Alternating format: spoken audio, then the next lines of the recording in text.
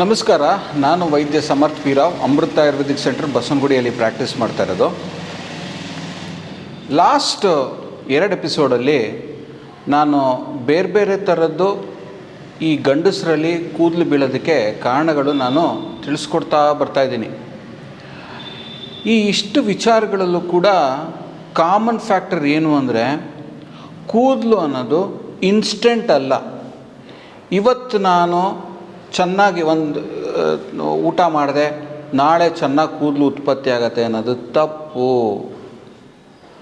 6 ತಿಂಗಳು ನೀವು ಚೆನ್ನಾಗಿ ಆಹಾರ ಸೇವನೆ ಮಾಡಿ, ವ್ಯಾಯಾಮ ಮಾಡಿ, ಅಭ್ಯಂಗ ಮಾಡಿ ಕೂದಲಿಗೆ ಚೆನ್ನಾಗಿ ಎಣ್ಣೆ ಹಾಕ್ತಾ ಇದ್ದೀರಾ ಅಂದರೆ ಮುಂದಿನ 6 ತಿಂಗಳು ಚೆನ್ನಾಗಿರತ್ತೆ.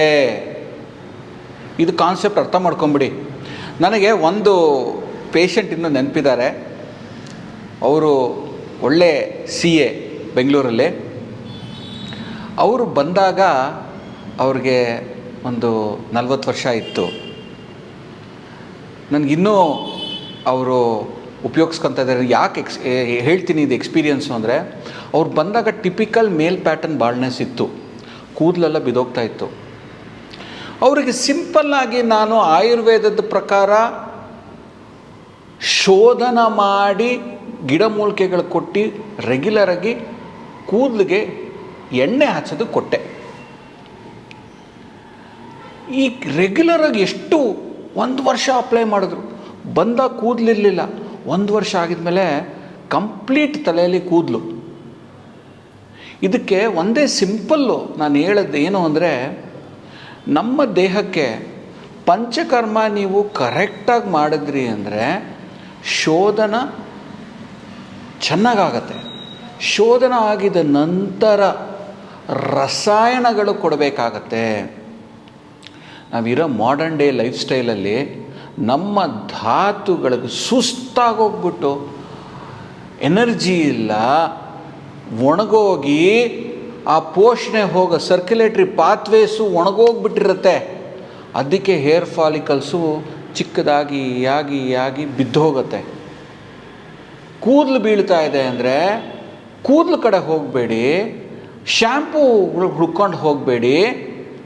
ಏನು ಹುಡ್ಕೊಂಡು ಹೋಗಬೇಕು ಅಂದರೆ, ನಾನು ತಿಂತಾ ಇರೋದು ಕರೆಕ್ಟಾಗಿದೆಯಾ, ನಾನು ಆಹಾರ ಕರೆಕ್ಟಾಗಿ ಸೇವನೆ ಮಾಡ್ತಾಯಿದ್ದೀನ, ನಾನು ದೇಹನ ಶೋಧನೆ ಮಾಡ್ಕೊಂಡಿದ್ದೀನಾ ಇಲ್ವಾ. ನಾನು ಹೇಳ್ತಾ ಬಂದಿದ್ದೀನಿ, ನಿಮಗೆ ಟೈಮ್ ಇಲ್ಲ, ಮಾನಿಟ್ರಿ ಸ್ಟ್ರೆಂತ್ ಚೆನ್ನಾಗಿಲ್ಲ ಪಂಚಕರ್ಮ ಮಾಡಿಸ್ಕೊಳ್ಳೋದಕ್ಕೆ ಅಂದರೆ ಸ್ವತಃ ಕ್ಯಾಸ್ಟ್ರ್ ಆಯಿಲ್ ಹರಳೆಣ್ಣೆ ಮನೆಯಲ್ಲಿ ತೊಗೊಳ್ಳಿ. 1 ಸ್ಪೂನು 2 ಸ್ಪೂನು ಖಾಲಿ ಹೊಟ್ಟೆಯಲ್ಲಿ ಬಿಸಿನೀರಲ್ಲಿ ತೊಗೊಂಡು ಬೇದಿಗಳಿಗೆ ಹೋಗಿ ನಿಮ್ಮ ಕಂಪ್ಲೀಟಾಗಿ ಇಂಟೆಸ್ಟೈನ್ಸು, ನಿಮ್ಮ ಗಟ್ಟನ್ನ ಒಂದ್ಸಲಿ ಕ್ಲೀನ್ ಮಾಡ್ಕೊಳ್ಳಿ. ಇದು ಕ್ಲೀನ್ ಮಾಡಿದ ಮೇಲೆ ನಮ್ಮಲ್ಲಿ ಒಂದು ಗರವಿಷದ್ದು ಕಾನ್ಸೆಪ್ಟ್ ಇದೆ. ಈ ಕೂದಲು ಉದುರದಲ್ಲಿ ಗರವಿಷಗಳು ಸೇರಿಕೊಂಡಿರುತ್ತೆ ಹೊಟ್ಟೆಯಲ್ಲಿ.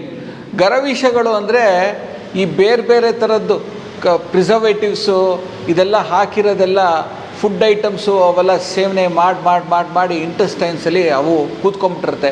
Healthy bacteria ಹೊಟ್ಟೋಗಿರುತ್ತೆ.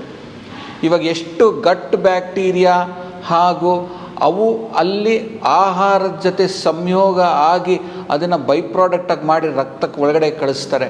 ಅದರಿಂದ ಆರೋಗ್ಯ ಚೇಂಜ್ ಆಗುತ್ತೆ. ಗಟ್ ಬ್ರೇನ್ ಬ್ಯಾರಿಯರ್ ಅಂತಲೂ ಕೂಡ ಹೇಳ್ತೀವಿ ನಾವು. ಸೊ ನಮ್ಮ ಗಟ್ಟಲ್ಲಿರೋ ಬ್ಯಾಕ್ಟೀರಿಯಾಗಳನ್ನ ನಾವು ಕಾಪಾಡ್ಕೊಬೇಕು, ನೋಡ್ಕೊಬೇಕು. ಅದಕ್ಕೆ ತಕ್ಕಂಗೆ ಬೇಕಾಗಿರೋ ಆಹಾರಗಳು ಕೊಡಬೇಕು. ಗಟ್ಟು ಕೂದಲಲ್ಲಿ ಇದೇ ಕನೆಕ್ಷನ್ನು. ಅದಕ್ಕೆ ಹೊಟ್ಟೆ ಅವಾಗವಾಗ ಕ್ಲೀನ್ ಮಾಡ್ತಾಯಿದ್ರೆ ಆ ಗಟ್ಟು ಬ್ಯಾಕ್ಟೀರಿಯಾ, ಕೆಟ್ಟ ಬ್ಯಾಕ್ಟೀರಿಯಾಗಳು ಹೋಗಿ ಒಳ್ಳೆ ಬ್ಯಾಕ್ಟೀರಿಯಾಗಳು ಶೇಖರಣೆಯಾಗಿ ಉತ್ಪತ್ತಿಯಾಗಿ ಅವು ನಮ್ಮನ್ನು ಆರೋಗ್ಯವಾಗಿ ಇಡತ್ತೆ.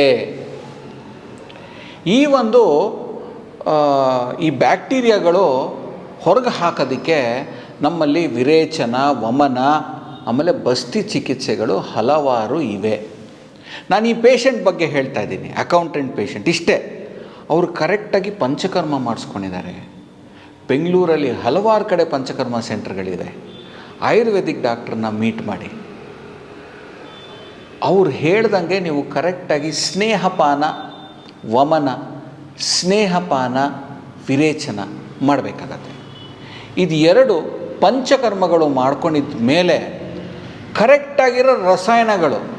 ನಮ್ಮಲ್ಲಿ ಏನಿಲ್ಲ ಅಂದರೆ ನಾನು ಪ್ರಾಕ್ಟೀಸಲ್ಲಿ ದಿವಸಕ್ಕೆ 2-3 ಜನ ಪೇಷಂಟ್ ಖಂಡಿತವಾಗ್ಲೂ ನೋಡ್ತಾ ಇದ್ದೀನಿ. ಅದು ವಯಸ್ಸು ಕಮ್ಮಿ ಆಗ್ತಾಯಿದೆ ಇವಾಗ. ಮುಂಚೆ 40 ವಯಸ್ಸಲ್ಲಿರೋರು ಹುಡುಗರು ಇವಾಗ 20 ಅವ್ರ ತಾಯಂದ್ರ ಜೊತೆ ತಂದ್ರೆ ಜೊತೆ ಬರ್ತಾರೆ, ಕೂದಲು ಹೋಗ್ತಾ ಇದೆ. ಆ ಹುಡುಗ ಇಂಟರ್ನೆಟ್ಟಲ್ಲಿ ನೋಡಿಕೊಂಡು ಯಾವ್ಯಾವ ಕೆಮಿಕಲ್ಗಳು ಅವೆಲ್ಲ ಯೋಚನೆ ಮಾಡಬೇಕಾಗಿತ್ತು ಹಿಂದಿನ ಕಾಲದಲ್ಲಿ ಅದನ್ನು ತೊಗೊಬೇಕಾ ಅಂತ. ಯಾಕಂದರೆ ಅಷ್ಟು ಡಿಪೆಂಡೆನ್ಸಿ ಅವೆಲ್ಲ. ಅದನ್ನು ಉಪಯೋಗಿಸೋವರೆಗೂ ಕೂದಲು ಬರುತ್ತೆ, ಅದು ಬಿಡ್ತಾರಂಗೆ ಕೂದಲು ಹೊಟ್ಟೋಗುತ್ತೆ. ಇವೆಲ್ಲ ಸಾಕಷ್ಟು ಸಪ್ಲಿಮೆಂಟ್ಸ್ಗಳು ಕ್ಯೂರೇಟಿವ್ ಅಂತ ಇರುತ್ತೆ. ಆದರೆ ನ್ಯಾಚುರಲ್ಲಾಗಿ ನೀವು ಮಾಡ್ಕೊಬೇಕಾಗಿರೋದು ಹೇರ್ ಗ್ರೋತ್ಗೆ ಈ ಒಂದು ಹೊಟ್ಟೆ ಗಟ್ ಕ್ಲೆನ್ಸಿಂಗು. ಇದು ಮಾಡ್ಕೊಂಡಿದ ಮೇಲೆ ತಕ್ಕಂಗೆ ರಸಾಯನಗಳು ಸೇವನೆ ಮಾಡಬೇಕು. ಒಂದು ರಸಾಯನಗಳು 1000 ವೆರೈಟಿ ಇದೆ ಆಯುರ್ವೇದದಲ್ಲಿ. ಅದರಲ್ಲಿ ಒಂದು ನಿಮ್ಗೆ ಗೊತ್ತಿರೋದು ನೀವೇ ಕೇಳ್ಕೊಡಿ, ಚವನಪ್ರಾಶ ಅಂತ ಇದೆ, ಆಯಿತಾ? ಅಷ್ಟು ಮಾರ್ಕೆಟಲ್ಲಿ ಹಬ್ಬಿ ಬಂದಿದೆ. ಕೋವಿಡ್ ಮುಂಚೆ ನಮ್ಮ ಋಷಿಮುನಿಗಳು ಈ ಥರ ಬರುತ್ತೆ ಕಾಯಿಲೆ ಅಂದ್ಬಿಟ್ಟೆ ಚವನಪ್ರಾಶ ತಯಾರಿ ಮಾಡಿ ಪಬ್ಲಿಕ್ಕಲ್ಲಿ ಬಿಟ್ಟಿದ್ರು. ಯಾತಕ್ಕೆ ಹೇಳ್ತಾ ಇದ್ದೀನಿ ಅಂದರೆ, ಈ ಬೆಟ್ಟದ ನೆಲ್ಲಿಕಾಯಿ ಅದು ಹೆಂಗೆ ನಮ್ಮ ಪ್ರಾಣಮಹಾಶ್ರೋತಸ ಆರೋಗ್ಯ ಸರಿ ಮಾಡುತ್ತೆ, ಈ ಕೆಮ್ಮು ನೆಗಡಿ ಎಳ್ತ ಇಮ್ಯುನಿಟಿ ಚೆನ್ನಾಗಿ ಮಾಡುತ್ತೆ, ಅದು ಕೂದಲಿಗೂ ಕೂಡ ಒಳ್ಳೆಯದು.